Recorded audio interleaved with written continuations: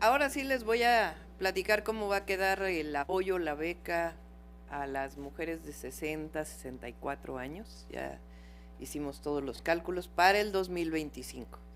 Recuerden que es importante que lo anoten porque estuve leyendo algunas notas que a lo mejor no se entendió bien la vez pasada. Entonces, en el caso de niños y niñas que van a escuela pública, de preescolar, primaria y secundaria, la beca va a ser universal, solamente que vamos a llevarnos 3 años para poderla hacer universal. El primer año es para secundaria, el segundo año va a ser una parte de la primaria y el tercer año ya va a ser universal. Esperamos que lo podamos hacer en 2 años y no en 3, pero por lo pronto lo estamos calculando para 3 años. Entonces, 2025 todos los adolescentes que van a secundaria de todo el país van a tener su beca, similar al monto que se da actualmente por la beca Benito Juárez. Ese es uno. Ahora, en las mujeres de 60 a 64, les voy a poner las tablas. Estos son 3 fuentes de información. En el censo del 2020 se reporta 2.563.200 mujeres de 60 a 64.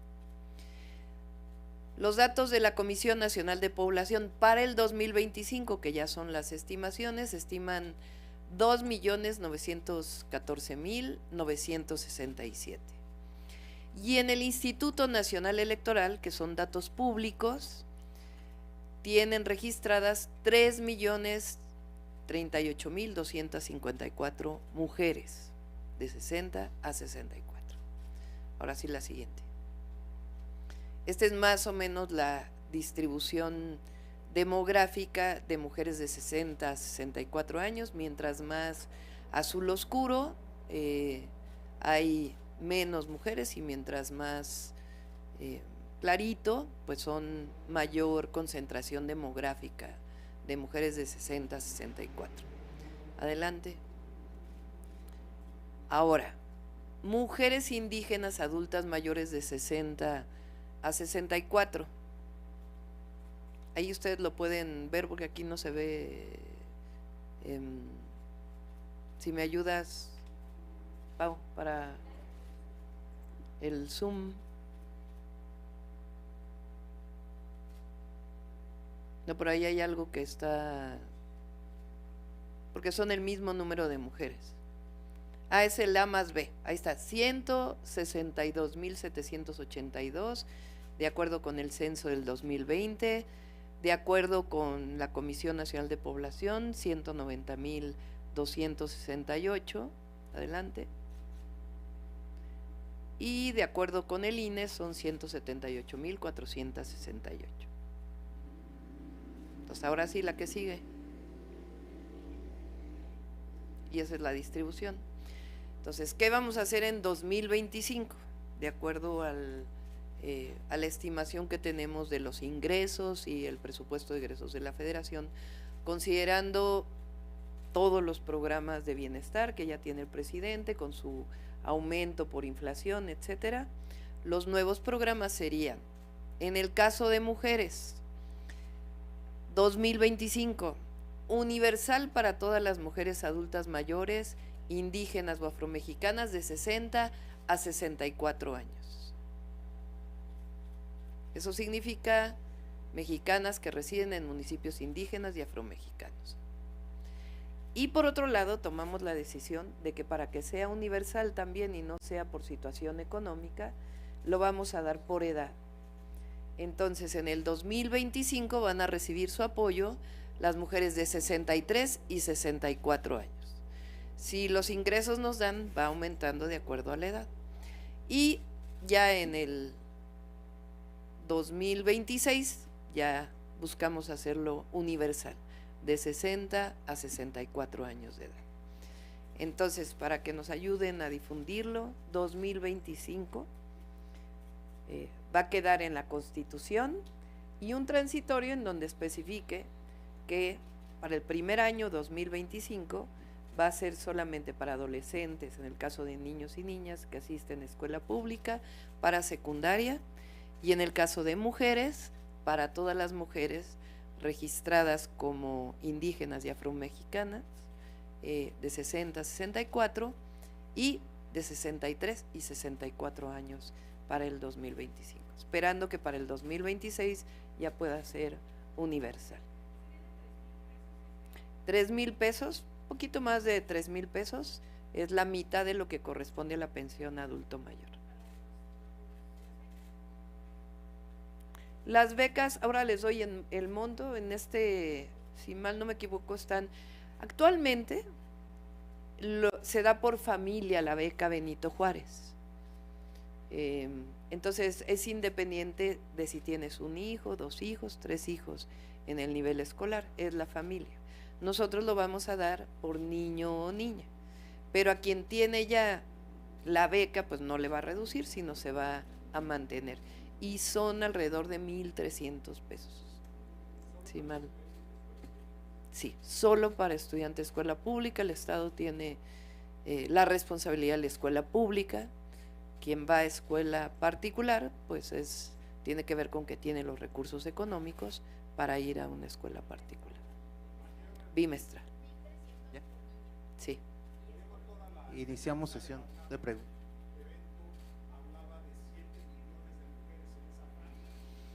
No, son 3 millones.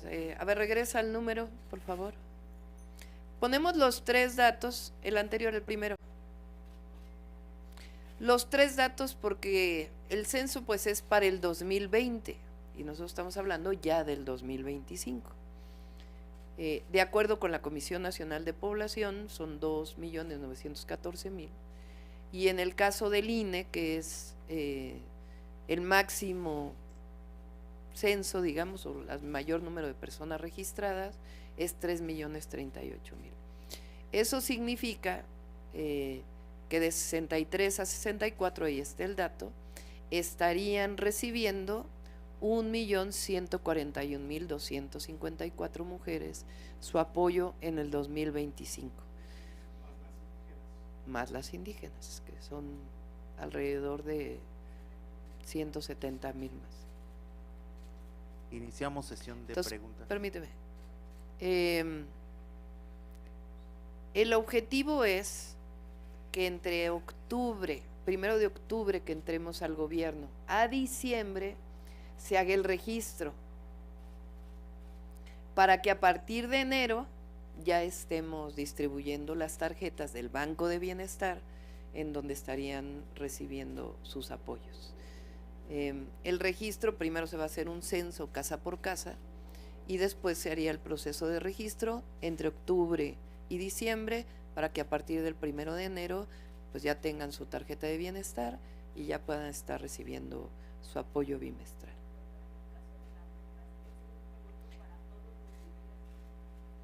Sí. 1 de octubre. Sí. Bienestar, exactamente. En coordinación, en el caso de niños y niñas, con la SEP. Doctora. Entonces, ahora sí ya, porque había leído varias notas diversas. ¿Sí quedó claro ahora? Muy bien. Doctora, adelante. Buenos días. Arturo Pavón del Chapucero. Preguntarle acerca de la transición que se está dando. Vemos que ya en diferentes instancias lo están haciendo desde hace varios meses, y es una transición que se antoja aterciopelada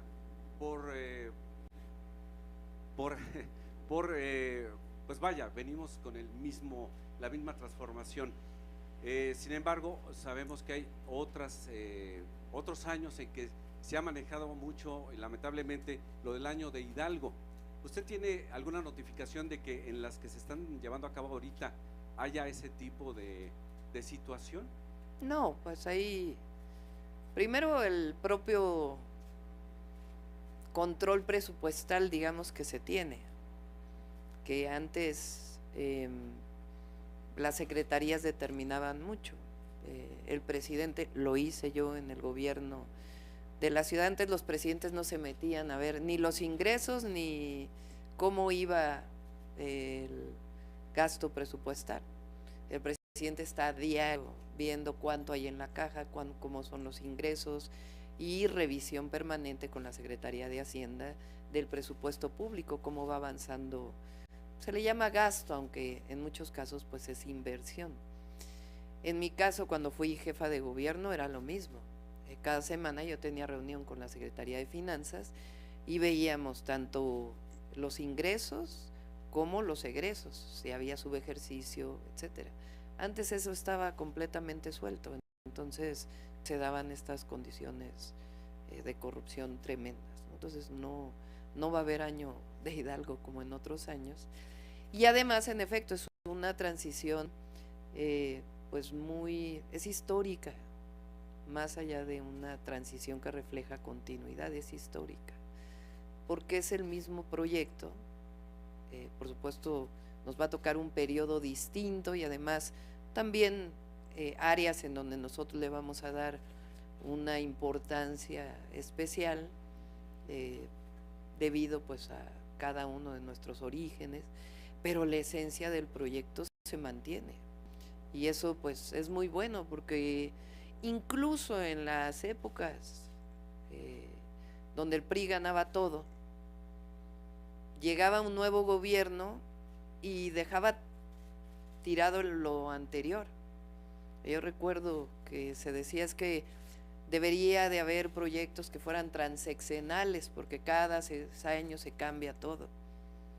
Y ahora pues vamos a dar continuidad a muchos proyectos por convicción y además porque así lo decidió la gente. En este caso, la transición, usted va a recibir una excelente administración, eso no cabe duda, pero así como va a recibir una excelente administración y buenas noticias, también va a heredar tal vez conflictos que no se hayan podido ya paliar. Por ejemplo, en el caso que ahorita está en ebullición, que es el del sindicato, la elección del sindicato de los trabajadores petroleros de la República Mexicana, y ahí se está dando caso misógino, donde una contendiente que la vez anterior participó y bueno, pues la hicieron a un lado con algunas estrategias pues burlonas, ahora están tratando de hacer lo mismo. Ahora que es tiempo de mujeres, hay manera de poder, digamos, no dar la orden de que ella quede, pero sí apoyar a lo mejor su plataforma. Yo creo que el gobierno no debe meterse a los procesos internos sindicales ahora. Si hay un asunto de misoginia o alguna falta, pues evidentemente ahí está la Secretaría del Trabajo, el tribunal, en el caso de todos los trabajadores del apartado B, en el caso de trabajadores del Estado. En ese caso, pues sí, tienen que participar las instancias correspondientes para garantizar que haya equidad en la elección, pero no es como antes. No creo que deba ser así. De hecho, está en la ley que ahora, pues además el voto es secreto, ya no es como era antes a mano alzada por los delegados, sino es el voto secreto y directo a partir de los trabajadores y trabajadoras de Pemex o de un sindicato perteneciente a una empresa privada.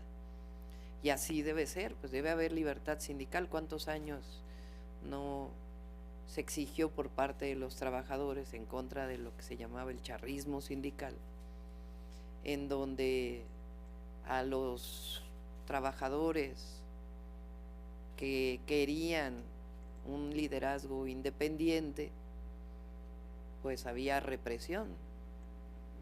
Caso de los maestros, caso del SUTERM. El otro día el presidente habló del caso del movimiento aquel del SUTERM, y muchos otros casos en donde había represión en caso de que la gran mayoría de los trabajadores quisiera un líder sindical distinto o a una líder sindical distinta.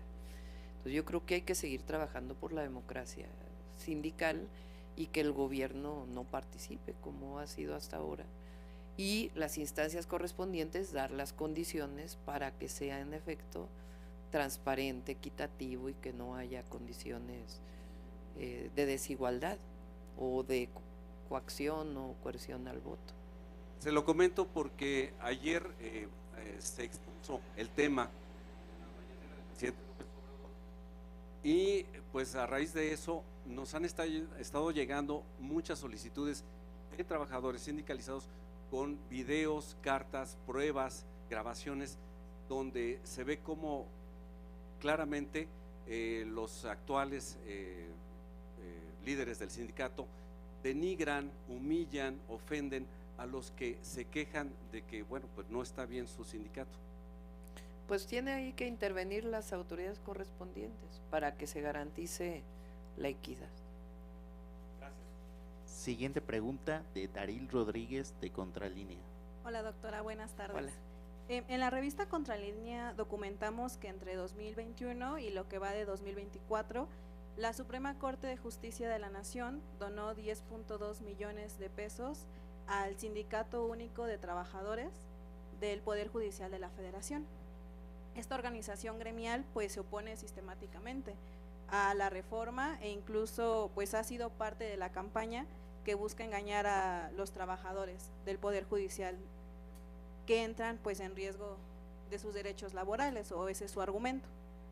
Consultarle su opinión sobre estas entregas de dinero pues del erario y del pueblo al sindicato. Eso en una primera parte. Yo tengo una…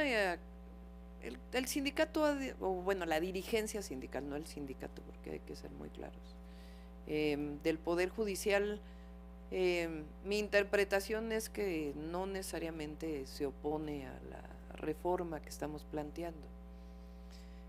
Lo que mantienen es que no se afecten los derechos laborales. Y en ese caso, pues, como lo hemos dicho hasta ahora, y el otro día que estuvimos platicando con Nacho Mier, con nuestros coordinadores parlamentarios, pues es muy importante que haya ese diálogo con la dirigencia sindical y las y los trabajadores del Poder Judicial, para que quede claro, que quede por escrito, que quede mucha transparencia en que no van a ser afectados los derechos laborales de los trabajadores.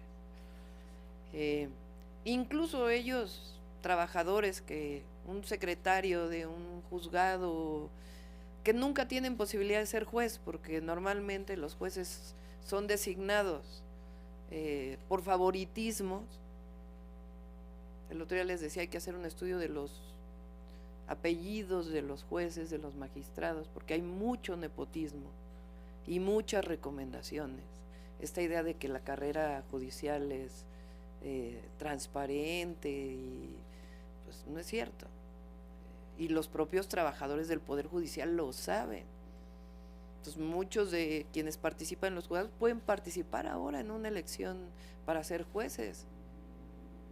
Antes no, porque esa carrera judicial en realidad pues está sesgada a la hora de definir a los jueces o a los magistrados. Entonces, que quede claro para ellos de que los derechos laborales. Ahora, que se transparenten también los recursos, pues es como el caso de los fideicomisos que están ahí, que claramente esos fideicomisos no tienen nada que ver con los derechos laborales, y que es dinero guardado. Igual si está este caso de los 10 millones, pues tienen que transparentarse en qué se usaron y por qué esta transferencia que se hizo.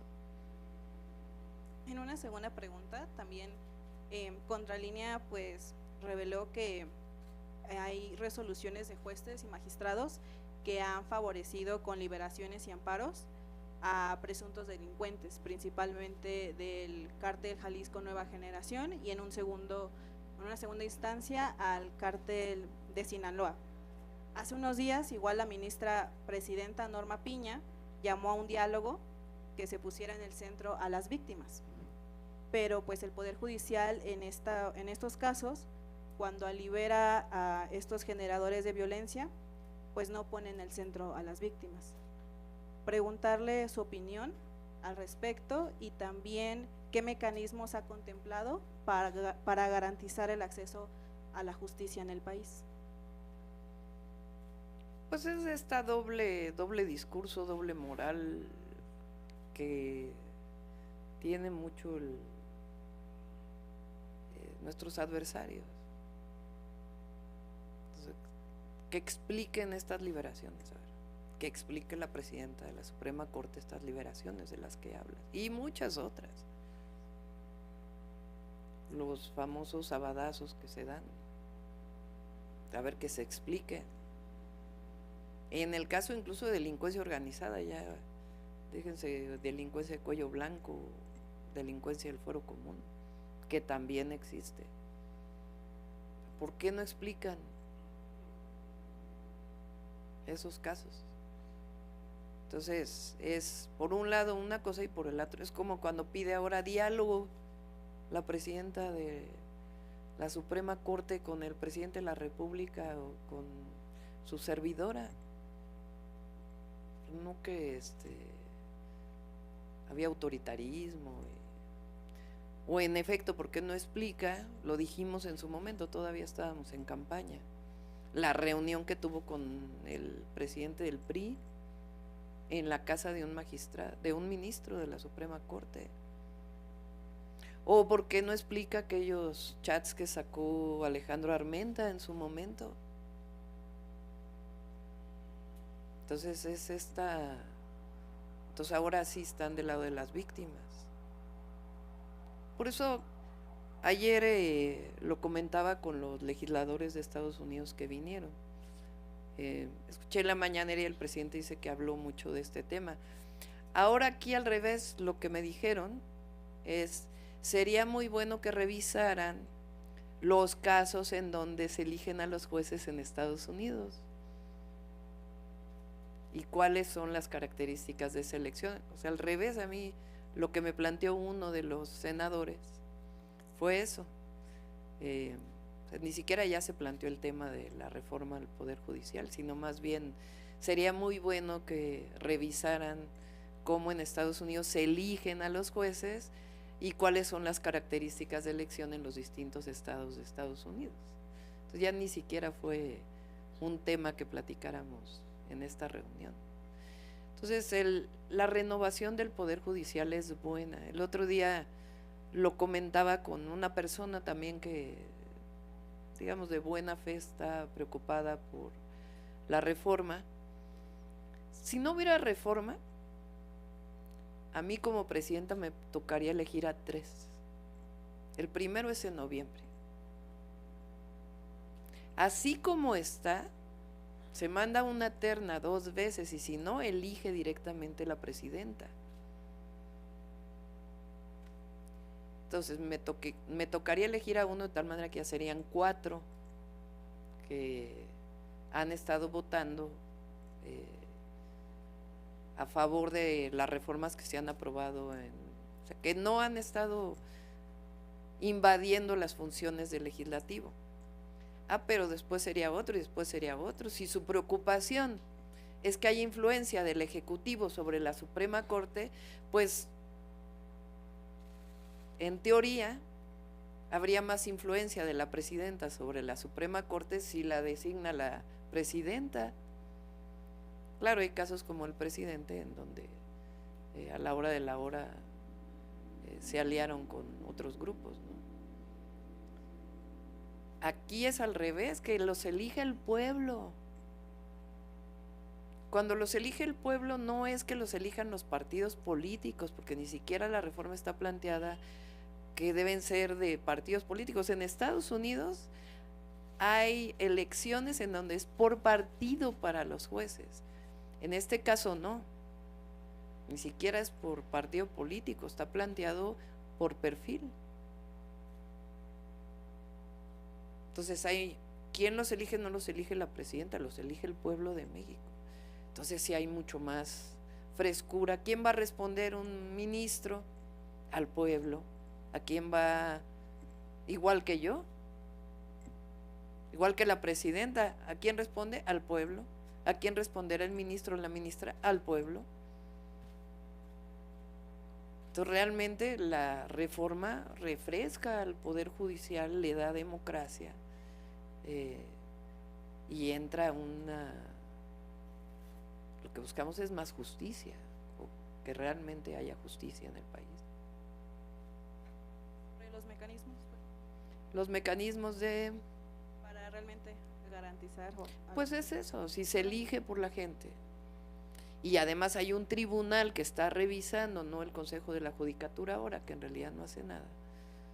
Si realmente hay un tribunal que está revisando la actuación permanente de los jueces y se ponen, supongamos, es una hipótesis, reglas. Fallaste una vez, fallaste dos, fallaste tres, fallaste cuatro, y dependiendo de la falla que haya habido y las denuncias que se hayan presentado. Entonces sí va a haber un también nombrado por el pueblo de México que esté revisando la actuación de los jueces y los magistrados y los ministros. Entonces el objetivo es fortalecer el poder judicial y por lo tanto la justicia en el país. Continuamos con Camila Ayala del CEO. Buenas tardes, doctora. Una precisión, consultarla. Nos estaba presentando el número de población objetivo a apoyar y mencionaba los 3,000 pesos de apoyo y los 1,300 pesos para los jóvenes. Pero en ese sentido, ¿cuál sería la bolsa de recursos para 2025 y 2026, no? Y también preguntarle por qué se decidió dividir estos apoyos en estos 2 años, si tendrá que ver pues la presión financiera que han señalado las calificadoras. Sí, estamos estimando de acuerdo a los ingresos planteados y además que haya recursos también para obra pública, para los proyectos de trenes que estamos planteando, que estimamos que el primer año, para no fallarle a la gente, hay que ser muy claros y hay que decir siempre la verdad. Entonces, que el primer año podemos acceder a, son alrededor poco más de 50,000 millones de pesos para los 2 programas. Para 2025, ¿verdad? Sí, son alrededor de 60,000 millones casi, más para bien. Para 2025, pero de que va a ser universal, esperemos ya poder tener todos los recursos para que en el 2026 ya sea universal y si no, seguro en el 2027. Lo dije siempre en campaña, que iban a ser, siempre dije, el primer año, 2025, van a ser 1 millón de mujeres.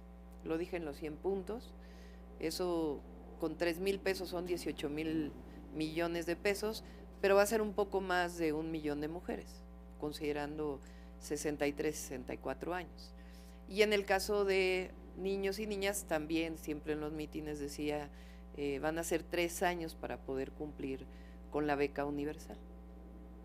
Doctora, y por otro lado, también preguntarle, si me lo permite, la situación con el Plan Sonora, ¿no? Hace unos días a nivel internacional, pues se dio a conocer que hay una disputa con la empresa Gangen Lithium contra México en materia de litio que hay en Sonora. Me gustaría preguntarle qué postura tiene, si está preocupada o hay preocupación de que los chinos se puedan quedar con el litio de Sonora y si no peligraría entonces el proyecto de transición energética, la relocalización, si pudiera conocer pues más a fondo.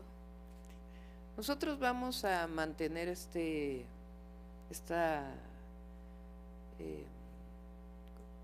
¿cómo llamas? Esta disputa jurídica que hay para que el litio sea para las y los mexicanos.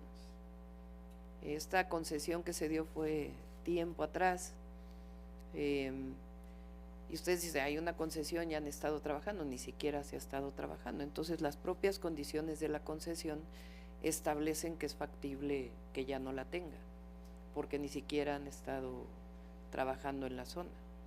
Entonces esa reserva pues debe ser para las y los mexicanos, y además ahora que se nacionalizó el litio como lo planteó el presidente y lo aprobaron los legisladores, pues tiene que ser parte del proyecto del Plan Sonora, que independientemente de la explotación de litio tiene el Plan Sonora un proyecto muy importante, pero el litio es de las y los mexicanos y hay suficientes argumentos para que ya no le pertenezca la concesión a esta empresa.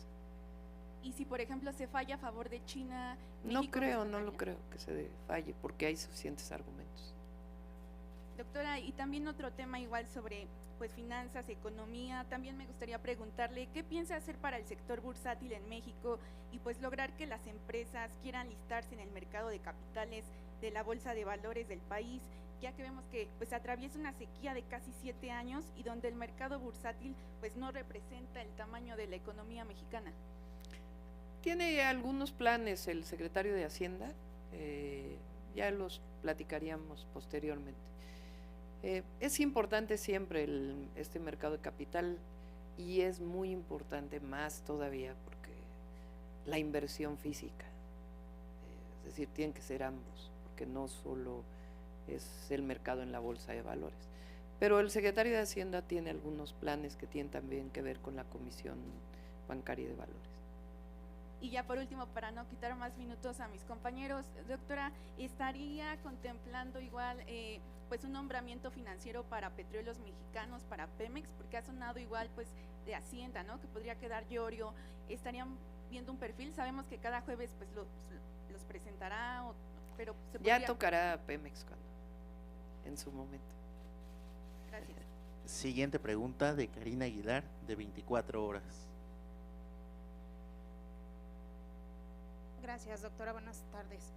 Yo quiero preguntarle sobre si va a aceptar la recomendación del presidente Andrés Manuel López Obrador que hizo el día de ayer en la mañanera para nombrar mantener a los titulares del IMSS, de COFEPRIS, al subsecretario. ¿La va a tomar en cuenta o lo Siempre tomo en cuenta recomendaciones, por supuesto. Ya tocará también a todos los compañeros de salud. ¿Hasta qué punto los futuros secretarios de Estado van a poder elegir ellos a su equipo de trabajo, ya sea a las personas más cercanas a ellos y también a los subsecretarios que los estarán acompañando? Pues es combinado. Siempre platicamos, y lo saben los secretarios. Hay muchísimas personas que nos han apoyado, que han estado ahí, que tienen los perfiles. Entonces siempre se platica con los secretarios. ¿Pero sí van a poder ellos elegir a su gente más cercana? Sí, pero tenemos que platicarlo juntos. No es solamente... Este es un proyecto, no son personas aisladas. Por supuesto que la cabeza de la secretaría pues tiene que tener la coordinación con su equipo. Pero este es un proyecto en donde participamos todos, no es secretarías aisladas que cada una define su proyecto. En el caso de SADER, por ejemplo, pues con Julio Verdeguer estamos trabajando el proyecto para el sector agropecuario en nuestro país, incluido también precios, distribución, Segalmex, etcétera, que está vinculado con la Secretaría de Agricultura y Desarrollo Rural. En el caso de energía, por ejemplo, hoy tuvimos una reunión en la mañana, estamos haciendo la planeación del sector energético para los próximos 20 años, estamos trabajando en ello. Entonces, pues los perfiles tienen que ver con este trabajo conjunto y el proyecto que se está haciendo. Y también preguntarle, comentarle, está subiendo el tema de COVID, otra vez los contagios en Estados Unidos y en México también, ya sé, aunque no es alarmante, dicen que sí se está subiendo el número de contagios. ¿Usted está pensando, están teniendo en el proyecto de presupuesto, están contemplando recursos para adquirir más vacunas contra COVID-19 para aplicarlas en este próximo invierno? Está trabajando el secretario de Salud que nombré, el doctor David Kersenovich, el tema en general de vacunas y la adquisición que se está haciendo, que no solo si fuera el caso COVID, pero lo tienen que determinar ellos en función pues del conocimiento en salud y si es necesario o no. Y por mi parte, por último, preguntarle si usted tomará alguna medida extra para evitar contagio de COVID. No, hasta el momento no, no lo he considerado. Última pregunta de María Julia Castañeda, de Agencia F. Hola, buen día, doctora, por acá. Yo quisiera retomar un poco el tema de ayer. Me parece que este programa para mujeres mayores es un indicio de lo que será pues el gobierno de la primera mujer presidenta en México.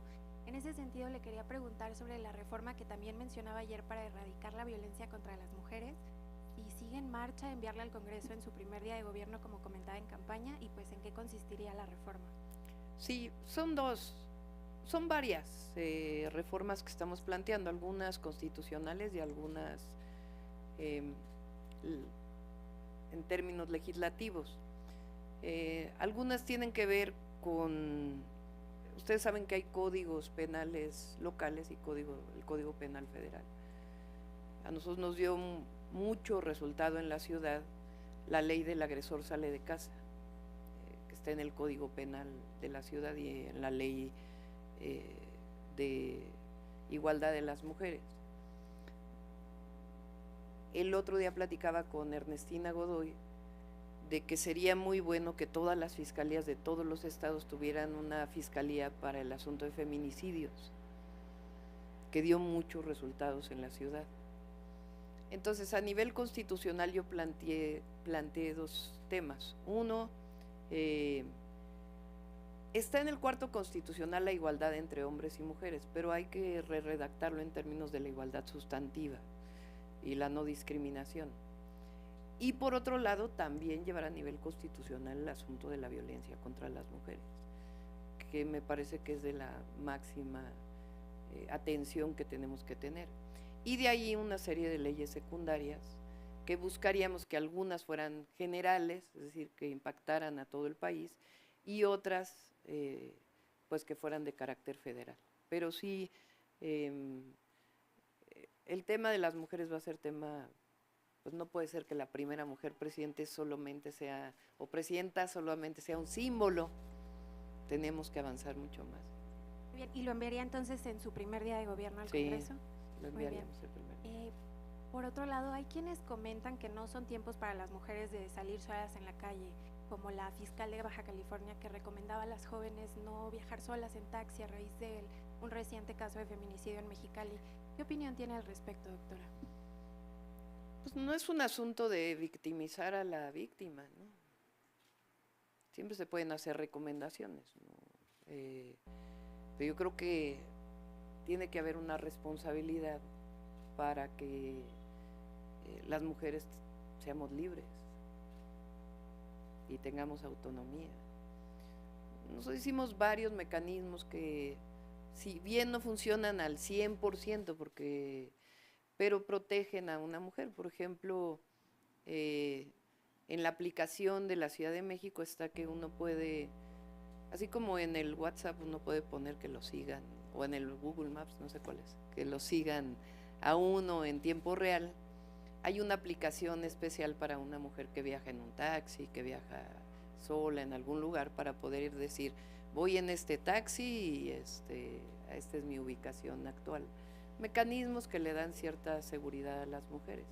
Nosotros tenemos que avanzar en la garantía, no es de un día a otro, pero tenemos que avanzar en la garantía. Yo por eso he dicho que en el caso de la seguridad y en el caso de la seguridad para las mujeres son los dos grandes temas. Por un lado, lo preventivo, que tiene que ver desde la educación, la cultura y todas las acciones de prevención para las mujeres.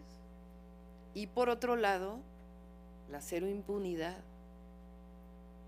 que feminicidio que se cometa, feminicidio que sea sancionado.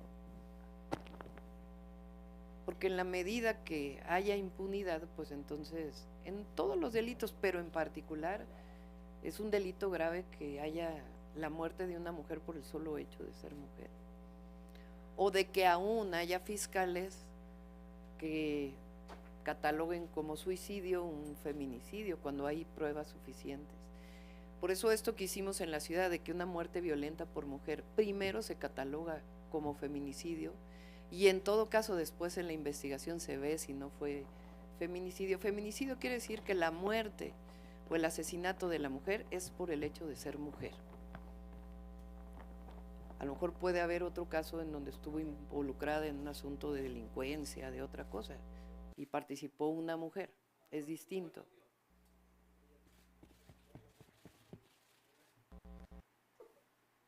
Pero estas son cosas que deben quedar en la legislación para que realmente se ha avanzado mucho en la disminución de los feminicidios a nivel nacional, lo muestra la secretaria Rosa Isela cada 15 días, pero hay que avanzar más.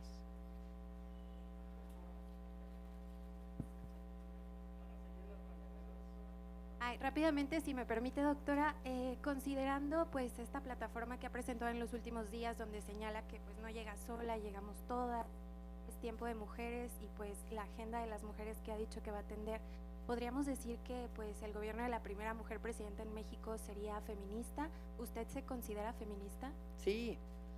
Ahora, lo he dicho siempre, es transformación y es mujer. Es transformación y es feminismo. Porque cuando decimos por el bien de todos, primero los pobres, también decimos por el bien de todos y de todas, primero las pobres. Que a veces las mujeres en condiciones de pobreza sufren más que los hombres. No es que haya categorías, pero a veces está muy documentado, por ejemplo, que cuando la alimentación es poca, a veces somos las mujeres las que reciben la última parte de la alimentación. Entonces, tiene que ver también una parte de justicia social, porque a veces el feminismo se ve sin la otra parte de la justicia social. Entonces, por eso nosotros hablamos siempre de feminismo social, de que va junto la transformación y la justicia para las mujeres, que estamos en contra de cualquier forma de discriminación. El pueblo de México hoy está empoderado, entre otras cosas, porque se ha luchado en contra de la discriminación histórica que estaba escondida debajo de la alfombra. El clasismo, el racismo y el machismo. Entonces, es transformación y también es mujer. Muchas gracias. Estamos, va a haber una información diaria. Estamos revisando el horario. Finalizamos conferencia de Estamos prensa. revisando Gracias, el horario. compañeros. Este fin de semana, por ahí lo tienen, ¿verdad? La agenda, a ver si la traen por ahí. Zacatecas, Michoacán, no sé si es seguro. ¿Ya? A ver cuál es. Es que ayer lo cambiaron en la noche y no he tenido tiempo de revisarlo. Zacatecas, San Luis, Guanajuato y Querétaro.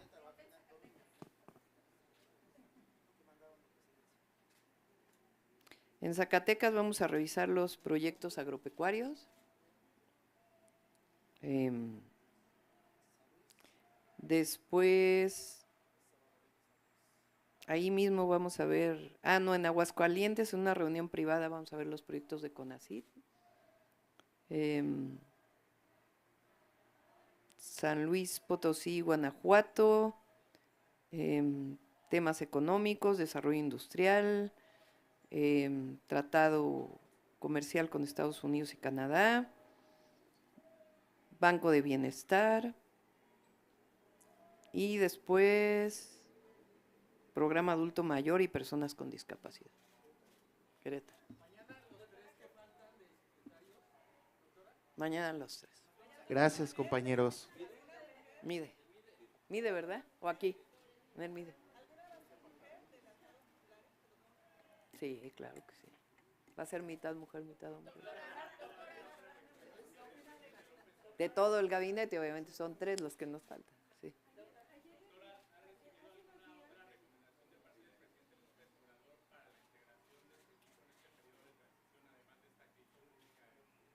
A ver, siempre, en las reuniones siempre, y es normal, uno dice, esta persona ha trabajado bien, además, pues los conozco a todos los compañeros del gabinete del presidente Andrés Manuel López Obrador.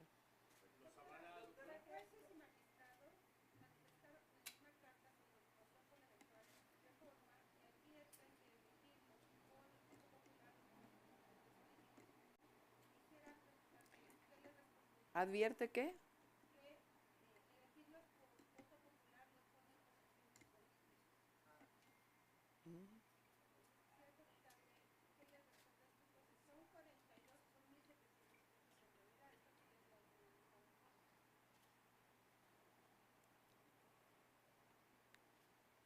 ¿Qué quiere decir políticos? Habría que preguntarles primero, ¿no? Porque cómo, pues sí, o sea, ¿por qué ¿Qué quiere decir políticos? Si quiere decir partidarios, están equivocados. Que es distinto un ser político a un político que pertenece a un partido político, que se ha dedicado a la política, que... Entonces, primero habrá que preguntarles a qué se refieren con ello. Y segundo, si es partidario o no. No se eligen por partido político. A ver, ¿por qué no nos platican ellos? Vamos a preguntarles, ¿no?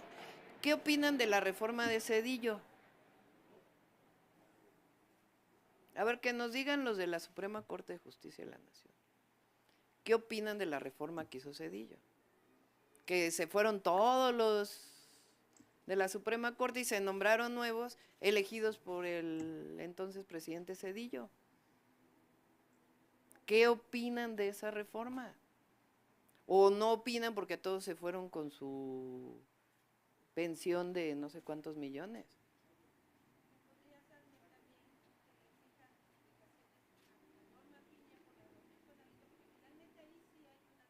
Ahí hay un asunto político.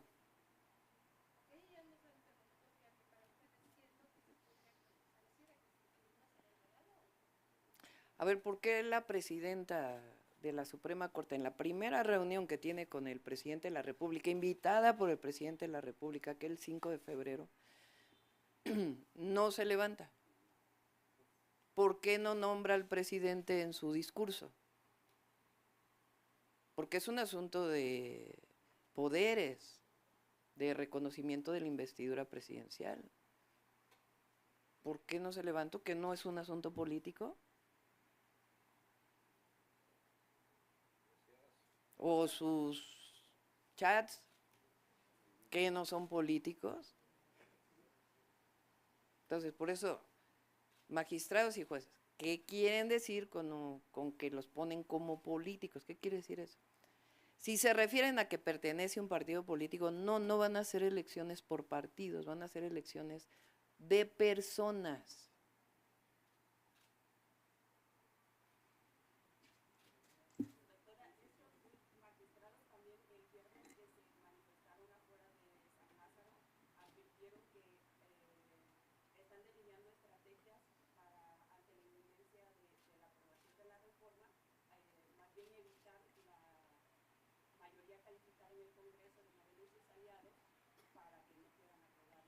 ¿Por qué no se inscriben ellos en la elección?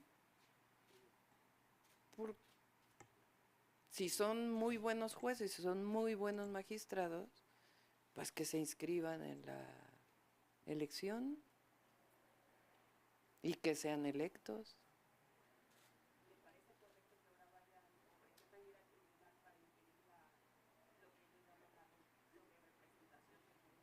Lo explicó hoy muy bien la secretaria de Gobernación en la mañanera, es constitucional.